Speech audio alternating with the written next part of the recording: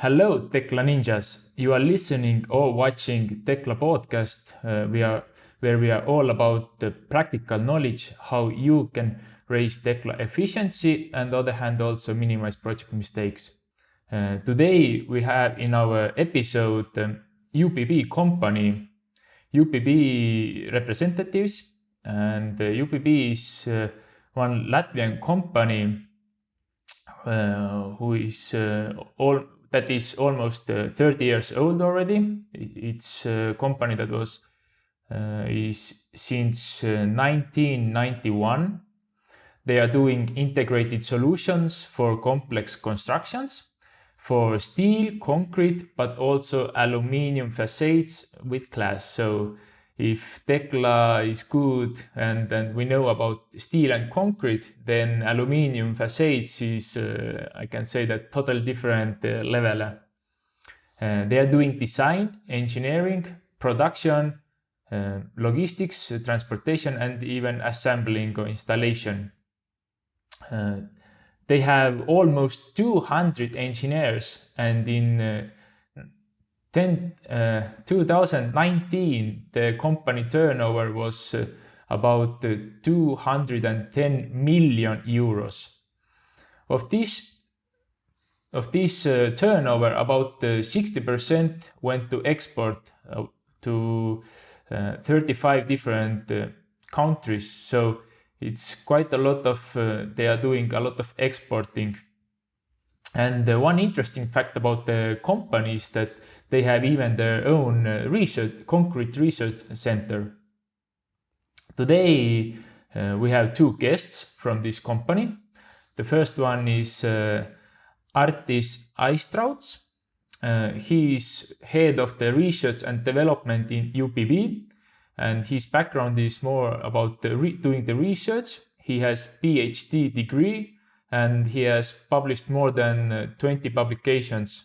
And he likes to share his knowledge in universities and colleges. Our second guest is Janis Goldmanis, and he has a lot of practical experience, more than about 9 years.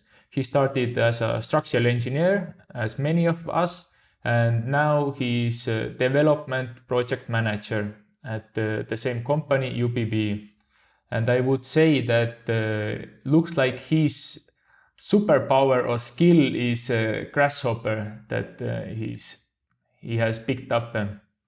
So welcome, guys. What softwares did you try when you why did you start with the Tekla Structures, and what other softwares did you try also, or what you're using?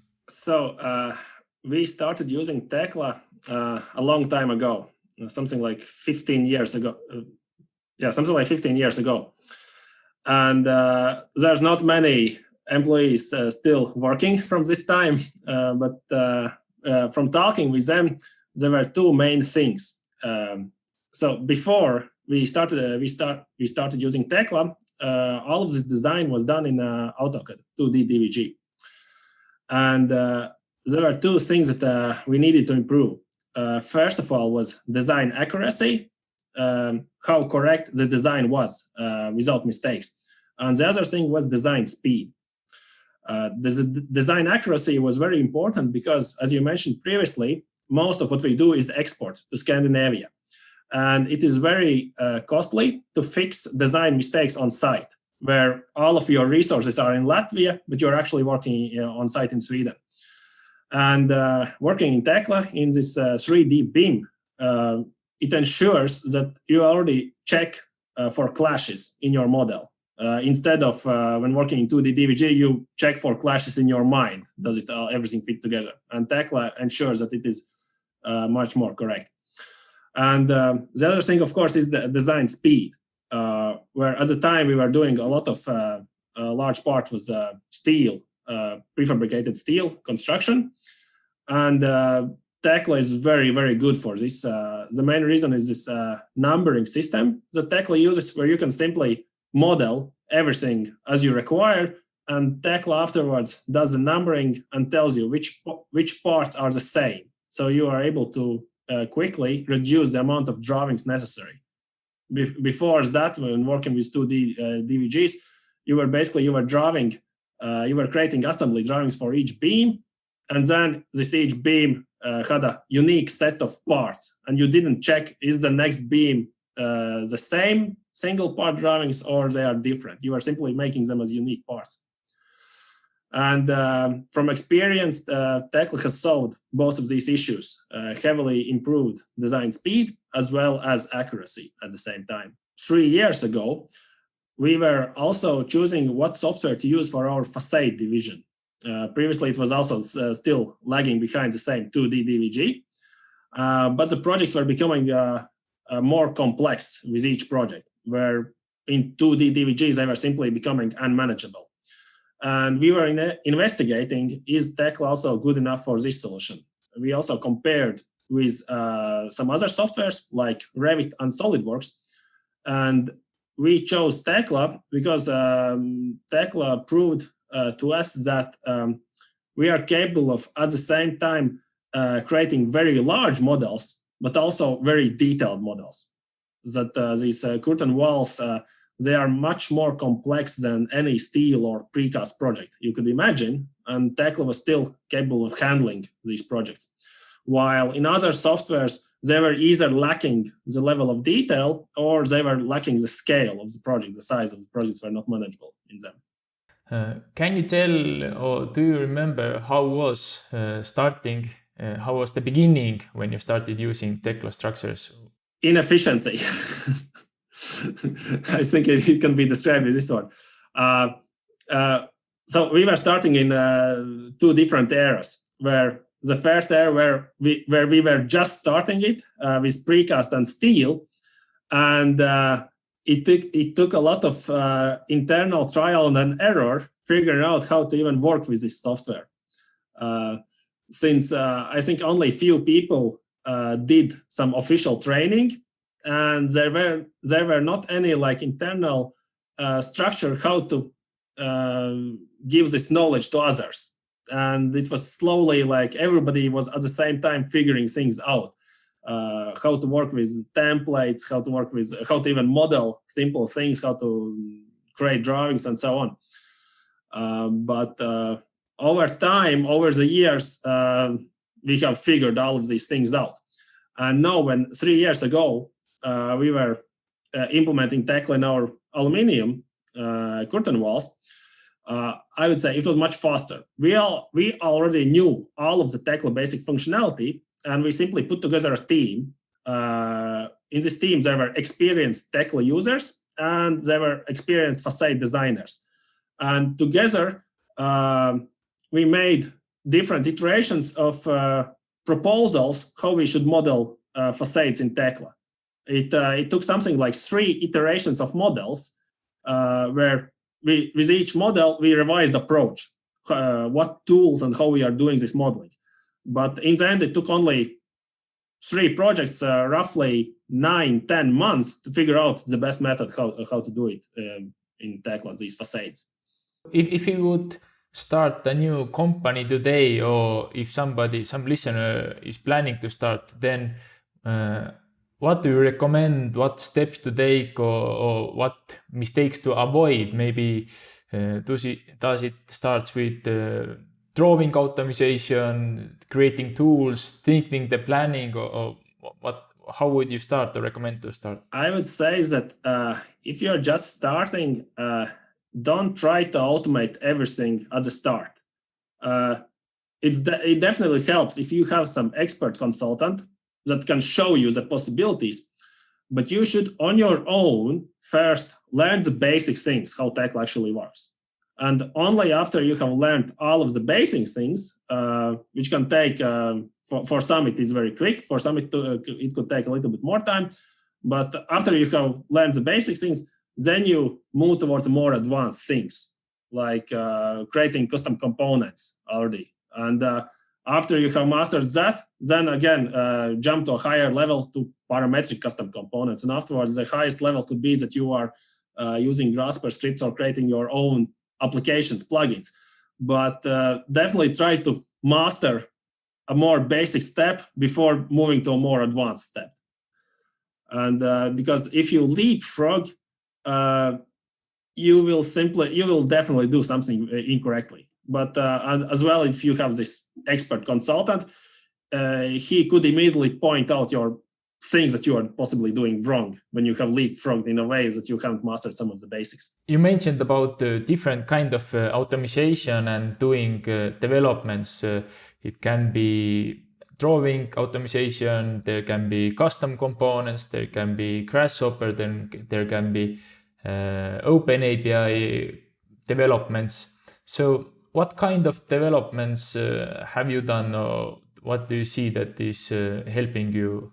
We have made an internal system so that for our typical products, for example, for precast wall panels, there is a set of components that you need to use. And we have a organized system that when a user needs to do something with a wall panel, he already knows which components he needs to use. There's a preset set of attributes that everything simply happens, and he's simply transferring the data. And the first step that majorly helped us was creating this organized system that for any task, there's some kind of component that does it. And of course, you can't make components for everything, but you can easily organize something like 80% of your scope, so that the tasks that are always repeating. And this was the first step. That when you look at one single element, everything can be done parametrically. And now the next step, what we are currently working on, and I would say it's something like 70% already done, is working for the whole model. If we can figure out things, we know the steps that we need to do for one single element, we can automate doing the same steps at the same time for thousands of elements. And we simply need to recognize, if we look at the model, which is the scope, what are the 80% that we can automate. And we are now creating the tools that can easily help us find these 80% and show the users what is automated and these other 20% that still need to be done manually. That's interesting. You mentioned about this last step, about doing this kind of automation, not only to one element, but for looking entire project and doing for everything. Can you give me some tips? I think you have used also for this task Grasshopper, or how you managed to do it, how you're approaching it. So why the Grasshopper is often mentioned, that it is a tool that can within which you can quickly try out your ideas. It is you can quickly create a concept solution that is maybe not a foolproof, but it shows that it could work. And if we know that it works, we are afterwards making these ideas as an applications. And so, for example, the first idea was that something like 5 years ago, engineers, modelers, they need to add lifting anchors to the wall panels. What was the usual work was that they inquired the Tekla's cast unit and read the weight property, how much this panel weighs. And then on calculator, they calculated what is the necessary resistance of the anchor by simple formulas. And then they were looking at the catalogs and finding the relevant anchor and inserting this anchor in Tekla. And then the first step to solve this process was creating custom components for anchors in Tekla, so that the users already have catalogs. Before we had this system, everybody was modeling some kind of anchors themselves and simply naming them with the correct names. So first of all, we made these anchors, that the anchors are already available to you. Next step was that we need to somehow make it work a little bit smarter. So what we did was that we eliminated this calculators task, where for the project, we made a report. All of the wall cast unit properties were exported to an Excel, and then we calculated necessary anchor types in Excel. And then when the detailer needs to do something in Tekla, he looks at his panel, he finds his panel in Excel and reads what kind of anchors are necessary and inserts them. And then comes this automation possibilities that first of all, Grasshopper very easily is capable of that. With Grasshopper, you reference your 1,000, 2,000, 3,000 wall panels, and Grasshopper reads the necessary values from Excel and inserts it in Tekla automatically these answers. And then the last step is we don't even need this Excel. All of this calculation part is also now done, was done in Grasshopper, where we simply had one Grasshopper script. You select your whole model, all of the answers are inserted. And now when it is, we know the concept works, it is good enough. We have recreated it as an application instead. Of course, with this automation, you don't check you can't check things manually. You can't solve all of the clashes possibly with dowels. So what we are doing, we are inserting all of these answers. We don't have to worry about is the tonnage okay, is the resistance acceptable. But instead, after a detailer only looks at single panels and checks if there's any clashes with some other objects. And if there is, then it is very quickly to simply move around the answers a little bit. But he doesn't have to worry about other steps as calculating the resistance and actually inserting it. It's a very good example, and I think we could find similar use cases more and more in Tekla, how to use it. And this point of looking the model as a whole model, it's very good and looks gives time saving. We are currently basically looking at each type of action that you need to do with an element, like insert anchors, insert reinforcement, insert perimeter reinforcement, insert vertical or horizontal seams. We are looking at each of these actions and creating workflows how we can do this same action for the whole model at once. What I'm currently so these anchors, they are already done.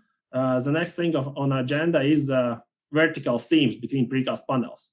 And here's a technical interesting thing is that we have to join it together with calculation model. But that is also like figured out, and we have successfully achieved that we are matching together calculation model with our Tekla model. We are exporting from calculation model the forces in the seams, calculating them, and inserting necessary embeds in the Tekla model. And that is done, we can do it in one attempt for roughly 80% of the model, where we have normal, regular vertical seams. That's good that you mentioned about the calculation softwares. Can you tell which kind of softwares do you use, and how is the connection between Tekla, like out of the box Tekla with these softwares, and what have you developed, or have you developed something to make it better, or what's your approach with the calculation softwares? So we have two main calculation softwares, Global RFEM and Strusoft's FEM design. And for them, I would say that Tekla's ability to convert from Tekla model to Global's RFM is good enough out of the box. If you have we have internal guidelines how the Tekla model needs to be created, where the beam axis needs to be located, and so on, in order for this conversion to be successful. As well as we know what situations are not converting quite as good. And instead, we know that possibly there needs to be some very minor adjustments in the model. But overall, the philosophy is that we only generate data once, and we don't generate it from scratch. So if we have generated information in Tekla that somewhere there's necessary columns, wall panels, slabs, and so on, we don't generate it again in Global. Instead, we try to convert this information. But there are these minor adjustments. So I would say that out of the box, this functionality doesn't work as a live link. You can't generate Tekla model, convert it to Global, and if there's some changes in Tekla, that it would automatically also update your Global model. Instead, we convert it once, and we hope normally when we know that there won't be major changes incoming, we stop the live link, and instead we move to the manual work in both models. If there's minor changes in Tekla model, we add these minor changes in Global model. But what we have done as an additional tool and application is that it checks both of these models, matches them together, and tells the user, are they the same? since it's possible that there's some minor adjustments in Tekla that you haven't taken into account in RFM. So maybe some, how to explain, most popular thing is that the divisions of walls where the seams are located are changed because, for example, suddenly the crane in the object is not large enough. You need smaller objects, and so you change where your seams are located in order to change the weights of the panels. And it's not these changes are not done in the stability model, but it will sometimes very heavily affect loads on foundations. And we have an application that notifies users about these things, that there's some mismatches between these two models. Your Tekla development team has been quite busy, and they looks like they're doing a lot of things. Can you tell a little bit how big is this development or support team, and what mostly they are doing? What are the tasks or focus points? I will take. We can't we shouldn't separate development team from R&D team, just simple like that.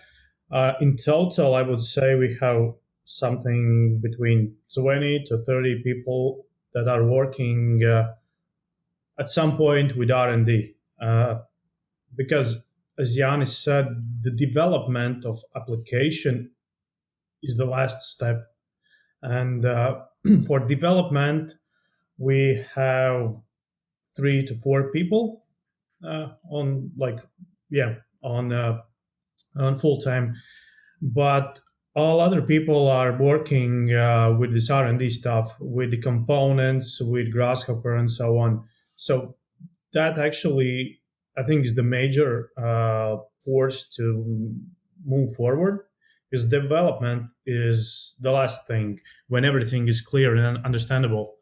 Everything else is this R&D part, where you have to figure out where's the problem, where the engineering team is actually struggling, how to automate it, and where should it work, and actually can we work, for example, with these integrations with the calculation software, and do these information entities actually match? And when everything that is clear, then it's then it's a specification for development team. So in numbers, most development team is not that huge, but that's I think the minor part is development of application. Everything between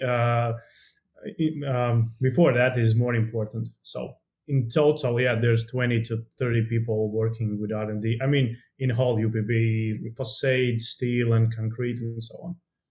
Can you give some steps, or do you have a workflow for this kind of, let's say, development tasks? Maybe if somebody comes with some idea, or you start with finding the problems, how do you find the problems, or where can you improve? And then how goes the planning? Because as I see from your talk also here, that the planning, great planning is much more worth than just starting doing. So how goes the before work? I would separate 2 main themes for development. We have this, how to say, operational development, which is how to optimize or develop daily tasks. So actually, I mean, how can we do the things we are doing even better or faster? But we are, and there we have a development team, which consists basically of engineering personnel, and they are initiating these development projects. They understand, okay, there's an issue, can we solve it? And then there's a development project. And the other part is this high-level R&D, where you look at the things with for the future, I mean. And it's kind of smaller team than the first one, but they are looking for the future and high-level stuff. For example, if we look back, 5 years ago or more, then they were playing around with Grasshopper. Now it's like daily stuff. Well, that high level R&D team is not like considering Grasshopper as something new. That's all news for them. They're looking to other things at this point. And you must have this team who are looking few years ahead. They're working with things that are not possible at this point of time. Most probably, they are making a lot of prototypes that are like proof. They're proving the technology work, but not in our workflow today. But maybe next year, maybe year after that. And regarding development planning, basically that's an agile process at this point, because development team, okay, they are experts for development and all that stuff. But when you are developing for Tekla, well, you cannot, without engineering knowledge, do that. And the best case, you have developer with engineering degree, but it's really hard to find that people. So we have team with engineers and developers, and they work close together to achieve this result. So yeah, in agile processes. Yeah. You mentioned about the smaller team that is looking in the future and trying to let's say make some crazy things. Do you know what kind of, can you share what kind of some projects that is going on, or what do you think where future will go? Well, it's hard to like define something concrete because they are tinkering around with a lot of interesting things, but not all of them like develop as real projects. There's a lot of experience with machine learning, for instance. They're making proof of concepts. For example, one topic is machine learning. Can we use machine learning in our industry? And the answer is not clear, actually, because this industry is very precise. And when something says, well, 90% it's like it's that, well, it's not enough. So that team is working with that stuff. They're working with integrations, of course. At this point, they're basically working more with the facade department, because that's new, and all these and also calculations in that part. What else? Maybe Janis can elaborate more, since he's from that team, actually.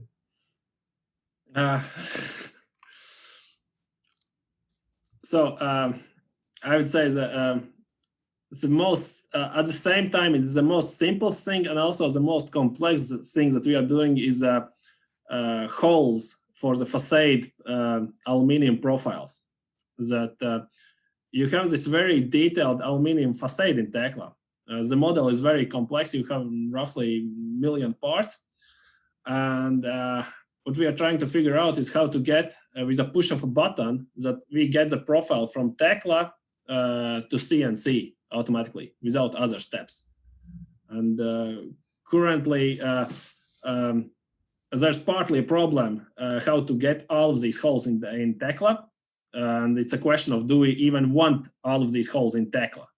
Currently, there's an export problem, so we are not creating these holes in Tekla. But with each year, it comes a time closer that Tekla will be capable of handling all of these additional lots of holes, like something like 20 holes per profile, additional holes. The Tekla will be capable of, that you will be able to add all of these holes and also export them. But all of these holes add additional challenge for engineers, that there are often changes. They have to adjust the model and how to suddenly adjust millions of holes so that they are still correct. And we have some kind of tools that ensure that they are correct. You can't do it manually. And we are testing out various workflows, how we can do it. Do we add these holes as parts, and afterwards there's some kind of a tool that checks if these holes are correct, or we add them as attributes, we check these attributes, are they correct, and then we add these holes as external process. After export from Tekla, we have some external applications that add these holes, and then we can deliver it to CNC. And of course, also the other thing, the other large thing, as Artis mentioned, are calculations. That we have this manufacturing model, And then we have calculations, which derive from the forces in the stability model. And these calculation results, they are some kind of reports, text information, and we need them as beam objects in Tekla. And how to correctly match this information together, ensure that it is correct, check, afterwards check if it is correct, and actually model the things automatically in Tekla according to calculation results. My next question is if your development team or this BIM managers team or this higher level users are doing some kind of settings or new tools, then how you divide or share this information and these tools with other engineers and yes, how you tell also when to use what tool. You mentioned also before that you give some instructions what tools engineers should use. But for example, for doing a mesh, there are different ways and different tools. Then how you give these recommendations, what tools to use and what have you done? How is the communication? I can explain in high-level things, and if it's necessary, then Janis, please comment. Regarding documentation, of course, we have a system with documentation. This, I would say in English, like say quality control. That's a documentation, basically, system for engineering all these standards and so on, where you can access it and get the latest version of it.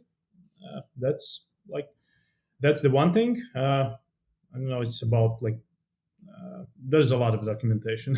Let's say that's a huge project with the management and so on, and there's a special team who ensures that there's the latest information and the most accurate one. That's one thing regarding documentation. Regarding tools, we have internal synchronization system, let's call it that, where we upload every tool, every template, and everything else that should be included in an engineering toolset. Also for Tekla, but not only. And in that system, we organize engineering teams by project, by company, and so on. It's like custom organization. You can customly organize it, and then you assign these tools and tool sets for each team, and then that is synchronized with each engineer's computer, and you have only on your computer things you should have.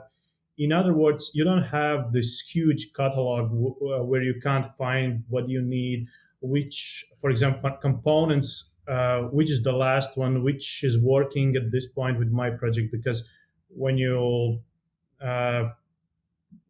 Janis can explain more detail maybe later, what's happening when you change Tekla versions and components in the middle of a project.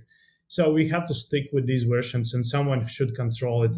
And yeah, the system is organizing who is having what and at what time. So we don't have this messy thing. And when the new person is coming to a particular project as additional member, then it's basically with one button, and he gets, after a few minutes, every tool, every template, and so on his computer, and he can start working with a model. That's how we organize the things in UPB regarding engineering team. That's the high level from me. So this internal warehouse ensures that if any expert user generates some new template or attribute file, after 10 minutes, everybody will have in a specific folder on their computers also this version of this file. So what I wanted to additionally mention for this is we, of course, so we have these templates, we have these developed plugins and so on. But of course, there's a problem that not all of the users know about their existence. So some of the things that we are doing is, for plugins or for applications, we are using analytics, where we see how many people are using them. And for example, we know that how many drafters we have. We know that we have a very good function for drafters. And if there's less people than we have drafters using this application, then we have to send out another notification that we have this function. You have to use it. So we have this analytics. Another thing that I think we currently have paused doing it, but what we are doing previously was we had deployed an application that gathered all of the clicks that the users were doing with Tekla. And of course, independent functions don't give you any overview, but you can develop markers so that you can see how much time on average it takes for a user to create a Tekla drawing for an element. And then when you have a larger data set for all of the engineers, you can see maybe possibly some discrepancies. Why is one user so quick? Why another user is so slow? We can see what kind of tools the faster user is using, and then advise the slower users that, hey, check out these functions, these tools, that possibly they can help you. But of course, we have to look also in the context, and possibly this project have simply more complex elements in this. But that was another thing. And I think the last thing that we started doing a year ago was simply interviewing people. We have a large spreadsheet about all of the things that we have developed, the components that you need to use. And we simply interview people, go through this process. Do you know about this functionality? Yeah. Do you use it? Yes, no, or it's not applicable in your day-to-day job, for example. And we have this spreadsheet by roles for project engineers, for designers, for modelers, and for drafters, for example. And this way we can see the overall situation, how it is that possibly something is not gaining enough traction. We can send out another notification emails. Since, of course, the first announcement is always through emails that there is this new tool. It is automatically deployed to everyone, but nobody knows that it is deployed. Okay, they have this notification window, new tool installed, nobody reads. Only some of the engineers read it. And then we send an email for some of the engineers. Of course, it also goes straight to the spam folder. They simply delete it. And but this interview process fully shows us how many engineers by percentages know about the existence of the tools, and they possibly during this interview they learn about the functionality of this tool. Yeah, quite many good ideas. I like this tracking and taking the statistics, analytics, how people are, different engineers are doing, how fast, what task they are faster and slower. I think these emails notifications are good, and I would add that in one company, when I went to visit them and they wanted the Tekla audit, then they just gave me one computer with access to the server, and the folder structure was just so nicely done. There was a really small 1-2 page document on the side where something is, but I think one thing that many companies struggle is to keeping order in their company folder system or system. But I can say that if you have order in the file systems and these things, then it is much easier for users or the engineers, and even random guy can come and with 5 minutes it's so clear how everything works. I was amazed. Very good ideas. Jānis and Artis, do you know, or can you tell me, you mentioned about the engineers also and new engineers, then have you noticed any kind of mistakes that, let's say, like rookie mistakes, what are more common? Well, my experience with new users are that they accidentally delete something and they don't notice that they have deleted something. And that is very, very costly afterwards. But overall, regarding rookie mistakes, one of the applications that we have developed is it's called Model Checker. I saw that you also have an application called Model Checker. So what is our Model Checker doing is it's either custom checks, but more it's meant as a modular system where you can set up any attribute checks. And within a part, you can check its attributes or properties. And using other setup systems, we ensure that when you have modeled something, we check if you have used the correct concrete grades, if you have used the correct types and all of these attributes that need to be added to the element. Is the element acceptable for manufacturing? For example, for hollow core slabs, new designers oftentimes make a mistake that they make these slabs too narrow or too short. That if there's some uncovered space on the floor, they cut the hollow core slab in this place. But it's possible that it's not possible to manufacture such an element.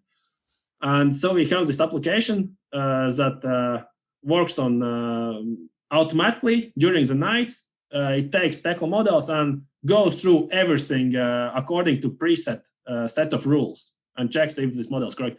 And this way, we eliminate most of the rookie mistakes regarding that something is possible not to manufacture, or it's attribute mistakes that could break our, that there's not correct data for our ERP system.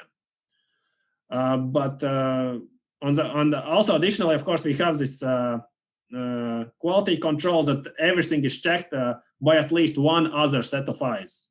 If somebody has done it, then we have these checklists, and they are not only as how to say bureaucratic process which you quickly sign and push off, but you actually have to go over and check these things, and they are in different levels. For example, there's always one other person that checks your drawing, and then there's additional person who checks every 10th of a drawing. So it's possible that at least two people have seen your end result before it gets delivered to the factory.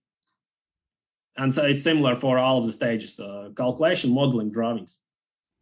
Quite good tips for minimizing project errors, checking second pair or even third pair of eyes, checking the work that has been done. What do you have any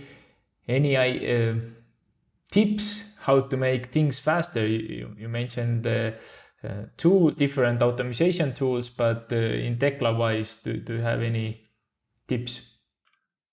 Well, if you are modeling, I would say so. Well, first of all, definitely learn the manual Tekla functions. Like if you have just started working with Tekla, definitely master them. I still remember when I just started for the first week, I had a project that wasn't an orthogonal project. It was looking in plan, it was in an angle, and I didn't know how to set the work plane. And it like basic Tekla function, for example. And then a very high jump in productivity you can achieve if you learn to use parametric custom components. Like you have a lot of repeating connections that you don't model or copy each separate part or set of parts manually, but you make them as custom components. And the next step is making them parametrics. You can unlock so much functionality when you master the parametric custom components, how to add formulas inside them. And afterwards, of course, the last step is working with Grasshopper with the whole model. You create your parametric custom component, but in normal situation, you still have to insert it by hand in each of the instance by hand. For example, for curtain walls, if you're talking about fillings, that you have your unitized element facade, you have your openings, and you need to add some kind of a filling. Okay, you can develop parametric custom component where you select the contour of your beams, and there's inserted filling which automatically stretches to the border of your opening. But then there's the next problem. You have 10,000 such openings in your model. And well, you can try do it by hand, by copying, but it will take a lot of time. And meanwhile, with Grasshopper, if you master the Grasshopper, it takes roughly half an hour for similar solution where you write a script, where you select your whole facade, and the script will insert these 10,000 fillings at the same time. Of course, afterwards you have to ensure that you have taken care of exceptions if there's some instances where you shouldn't have inserted this particular component. But yeah, these three things: masters the basic functions, masters parametric custom components or Tekla templates, and lastly, Grasshopper or some. It doesn't have to be a Grasshopper, but you need to learn some kind of a scripting method. You can go straight to the C# if you're comfortable with that more.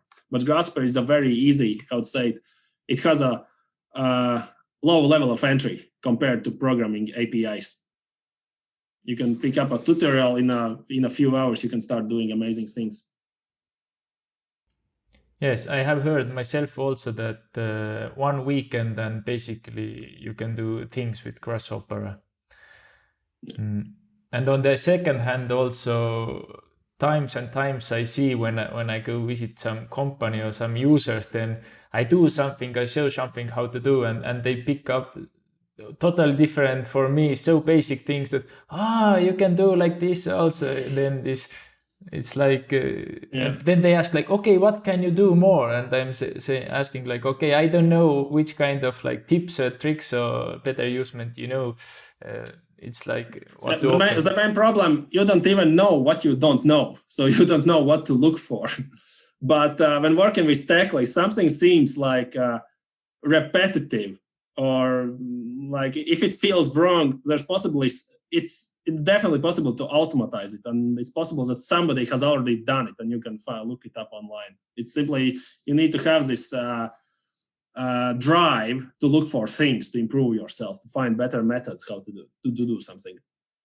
Yes, that's my next question. How do you decide when it's reasonable do it manually and when it's reasonable to start developing something, and how complicated this new development to do? We can do really simple, like no parametrics at all component, or we can make really complicated that would suit for many situations and put more time, but this time costs money and engineering time. So how you approach which way to go, when to do any development of components, and how complicated to do it then? So on one hand, we have a lot of statistics that we know where the engineers are spending their time. And so we are able to evaluate how much we could save their time. Of course, it's not always as accurate in the end as we thought. The result will be like, but it's more. First of all, our management is, I would say we are lucky with our management, the heads of the UPB, that they heavily want to improve, develop new things that would help our engineers. And so we have a lot of freedom that, as Arts mentioned previously, we are capable of creating, explore various different ways where we could help. And but the major thing is comparing it with this actually spent time, and looking is if there's a lot of time spent, how much time we could save on this particular step, and how much time it would take to develop some kind of a tool. With Grasshopper, it is very quick to develop this concept.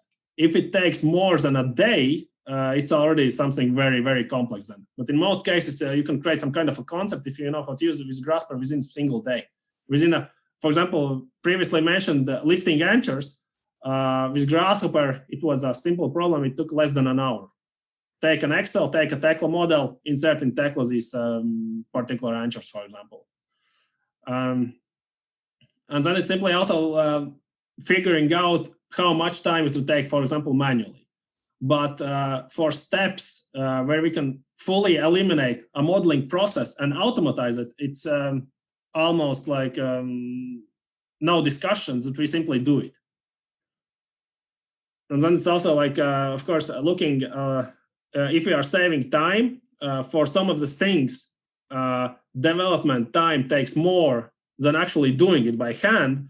Then we also evaluate, okay, can we save this time in several years afterwards if you're using. For some things, we are not saving time. We are enabling users to do something new, which wasn't even possible before this. I would mention maybe from different side, the one thing is to understand is how to develop the process of information. What I mean is you can always create one huge black box which does everything. And another thing is you can make a lot of components and they work together, but it's not so seamless. The information does not flow so seamless. But in one case you have this one black box which is like kind of working, but you're not sure how and why. No, basically, I mean, from the engineering point of view, from the user's point of view. And the other case is when you put together a lot of components, then you kind of understand what's happening. And from our experience, the second approach is more reasonable because the maintenance and the trust of the process actually is better to work in that way.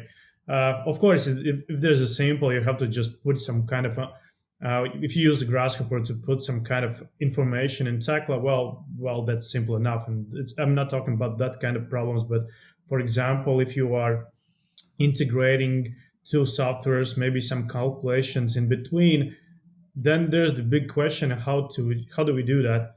Do we make one Grasshopper, the second Grasshopper, then Excel in between, and then something? It's not so beautiful solution, but you can always cross-check the results and understand what's happening. And from we tried both ways in our R&D years, and I would say the second approach, where you put these steps together as a separate modules, these projects tend to be more successful in a long term. Of course, in the end, when the process is tuned and everything is fine, then you can always put that together with and put something around, like an envelope, which is some server-side application or a desktop application or Tekla plugin, whatever. But you should probably be cautious when you are starting, and you probably shouldn't do that at the first. Should stick to these modular steps when the process is, I would say, more complex than putting attributes in your model. So regarding this enabling users to do something else, I remember the good example. So for example, I need to insert these vertical seams in the model. I have my wall panels, I have this data to insert them, but the problem is that I need to somehow recognize where are what type of connections. For example, for straight wall vertical connections, I need to use one set of attributes, and for the corner connection, I need to use different set of attributes. And for me, at the beginning, it took a lot of time to simply mathematically describe these things in Grasshopper, that you select the whole model and how to filter particular set of places. Where are the corners? Where are the straight connections? And there's also other things like horizontal connections, shear keys, and so on. And we developed an application called Connection Classifier, where users can write their mathematical set of rules how to determine what kind of connection it is. And how it works, you select the whole model. The application finds pairs of elements that are near each other. It will find a pair of walls that are in the corner connection, and it will find a pair of walls that are in the straight connection. And it will find for each part, it will find, depending how you have selected, but roughly there will be 8 other panels nearby it. And you simply play around with the distance, how far to search for a neighboring element. And it can be anything: wall to wall, wall to beam, wall to slab, beam to slab, and so on. And then with mathematical criteria, you can describe what is your connection. For example, first of all, you determine angle needs to be 90 degrees. If it is 90 degrees, it falls into corner connection. If it is straight, 0 or 180, it will be a straight connection. And so on. For example, vertical overlap. If the vertical overlap is at least 2 meters, it is like a straight connection. If it is 0, it's like this. This is not a connection. And so on. Using mathematical criteria, we generate a report with pairs of elements, or possibly even more elements joined together in one single space. and what kind of a connection there is between them.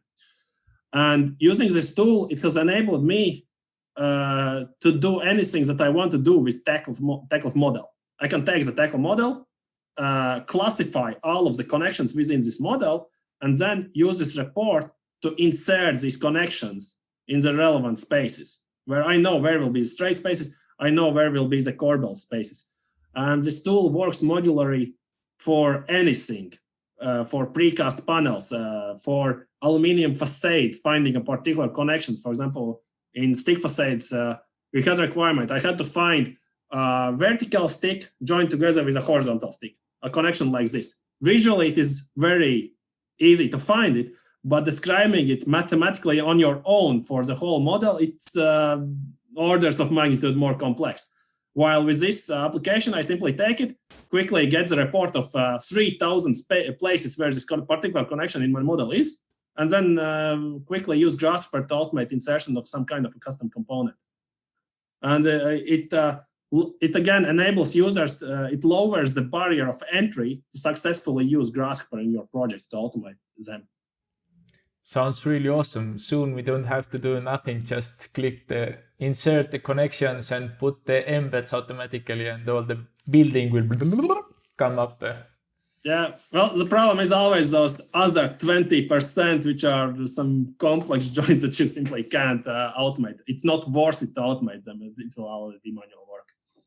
What do you think, what will happen outside of our engineering offices? Inside our engineering offices, we have this kind of very awesome Tekla 3D models filled with different kind of information. But outside of our engineering offices, there are a couple of steps behind. What do you think, what will happen outside of our engineering offices in the future, next 5-10 years, where this BIM will go, and in construction sites or in construction general management? Or... Well, I'm waiting for augmented reality to become precise enough. Currently, there's you can generate the BIM model, export it to IFC, and in theory, you can place this BIM model anywhere where you want to, and through HoloLens or some other interface, you can visually see how it looks like. And it would be, for example, very good looking in factory, where you have your precast panel reinforcement already placed in, and before pouring in concrete, you check with augmented reality if everything is in place. But at least currently, the tolerances are not good enough. That if you move around the table, it will slowly shift by a noticeable distance, for example. Not to mention talking, if you want to walk around the building through different floors, 100 meters there and back again. And I see here for quality control, it would be a very large boost in the near future. Yeah, regarding this one, as far as we could go, we managed to kind of automatically export IFC files for each panel, and then through our ERP system, we synchronize synchronize it with the manufacturing plan and put these specific IFC files on a specific computer which is located in the factory, and this how do you call it, assembly team? No, it's not assembly. It's who's building the team, building the building. But in the factory, the guys who is putting the rebars and in-cast details inside, they can always check this specific wall or panel in Trimble Connect, and to see how it actually is looking in 3D, because these 2D drawings not always are understandable if it's some difficult panel. But of course, this 3D stuff is augmented reality is interesting. But we tried actually with Trimble Connect to try it out, and yeah, the precision is they have to work on it. And yeah, that's one thing. But next thing is outside the modeling engineering is what to do with this detailed information what engineers are generating, because it gets like you have to strip a lot of information, because traditionally you make 2D drawings and work with them. Okay, it's kind of getting better time year by year, but anyway, a lot of manufacturers work with 2D drawings, and on site you are using also 2D drawings. And then the big question: why do we use Tekla in the first place? Because everybody else is like flooding in that, and we lose a lot of information. And I think in next few years we should keep using all this rich information we are getting from Tekla. I mean, to the factory, also to the construction site, and so on. So, I mean, with using, I mean the seamless experience. Of course, you can somehow do it, but it's not seamless as you could imagine. That's good, Artis, that you mentioned also your ERP system and this kind of like how to use this information. I see this also. It's a big thing that we have this information, but we should use it more outside of the offices in fabrication, logistics, in installation or assembling. And actually, we are planning do a separate session for Alto 4.0 ERP system, and I have seen the demo, and it was really cool, and I'm really eager of doing this session only about this Alto 4.0 ERP system, because it's a really awesome tool to where you can take a lot of ideas and see how to use this kind of information. So guys, our time is getting over. Do you have any last words, recommendations, or wishes? Never stop improving yourself. Like at any point, you should have some drive to try to learn something new in what you do. Since it's like investing in yourself for the future, that you will become better. Like you don't have. It's very hard, of course, to do it immediately, but at least set some kind of a goal that next year next week, next month, you will learn something new. And from me, I would mention that we should keep improve our digital level, since our industry is kind of lagging behind everyone else, kind of, and so we should more introduce digital solutions and work with data as and to raise the bar of our industry, so we are more efficient in a sense of digitalization. And then when we will work more kind of smarter and faster, then we will open a lot of possibilities to work in a higher level, and then everyone will benefit from it. Thank you guys for your time and sharing your knowledge, your best practices, and all the information. For listeners or who are watching this podcast, then I recommend to go check out the UPB webpage, upb.lv, or follow them also in social media, YouTube. You can find UPB Facebook, and also in LinkedIn, UPB. So they are posting quite a lot of good information, or they're posting regularly, and there are a lot of good interesting videos or other kind of information.